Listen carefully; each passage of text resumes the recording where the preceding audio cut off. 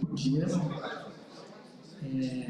Meu nome é Gabriel, eu sou aluno de mestrado da Meta 3, aqui do RIAC, e agora eu vou falar um pouco sobre agrupamento de clientes e múltiplos modelos em aprendizado federado.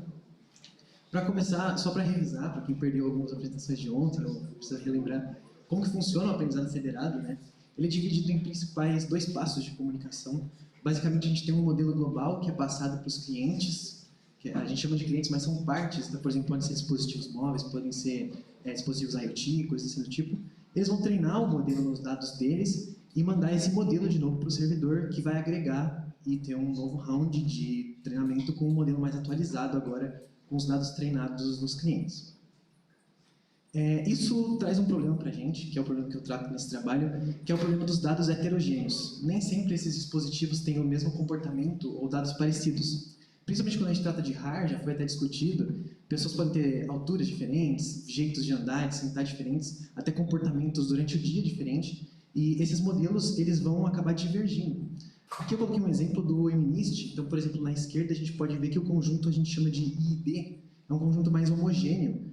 Os 2 clientes têm as mesmas classes e nas mesmas proporções, enquanto o conjunto de dados que a gente chama de não ID, ele é mais heterogêneo. Então, eles têm classes diferentes e em quantidades diferentes. Isso faz com que o modelo tenha problemas de convergência e isso afete bastante a performance geral do aprendizado federado. Para solucionar isso, a gente propôs uma técnica de clusterização de clientes. Nesse caso, a ideia é olhar para clientes que são mais parecidos e, em vez de treinar um modelo global para todo mundo, treinar modelos por cluster, então por isso múltiplos modelos, mas agora cada cluster é mais homogêneo dentro dele, porque os clientes ali têm comportamentos similares. Aqui tem uma visão geral do que está acontecendo, que é uma alteração daquela primeira imagem. Então, basicamente, agora, quando eles recebem um modelo global, eles vão retreinar nos dados locais deles, e o servidor agora não só agrega todo mundo, como ele olha a similaridade de cada um deles e forma múltiplos modelos, mandando modelos diferentes para cada um, que agora vão treinar em cluster, não mais um modelo global para todos. Bom, mas como é que a gente sabe que os clientes são similares ou não se a gente não tem acesso aos dados deles? Que é a principal premissa do aprendizado federado. Nesse caso, a gente olha direto para a similaridade dos modelos. Então, existe uma métrica proposta pelo Google, inicialmente, que chama CKA, e ele analisa a similaridade entre redes neurais, a similaridade de ativações das redes neurais. Então, a gente tem um conjunto de dados, a gente pode passar pelos modelos dos clientes e analisar como esse modelo gera as ativações entre as camadas e clusterizar os clientes com base nas ativações que eles estão gerando, não nos dados, porque os dados ficam neles. Aqui eu coloquei um exemplo de como se comporta esse SKA em 2 casos. No da esquerda, seria todas as classes do cliente, é aquilo que eu mostrei de que eles são IDs, eles são homogêneos. Então, por exemplo, aqui é com o MNIST, todos os clientes têm as 10 classes do MNIST e estão treinando os modelos. Nesse caso aqui eu estou sempre comparando de 2 a 2 para facilitar a visualização. E a gente pode ver a primeira, a segunda, a penúltima e a última camada. As 2 primeiras e as 2 últimas.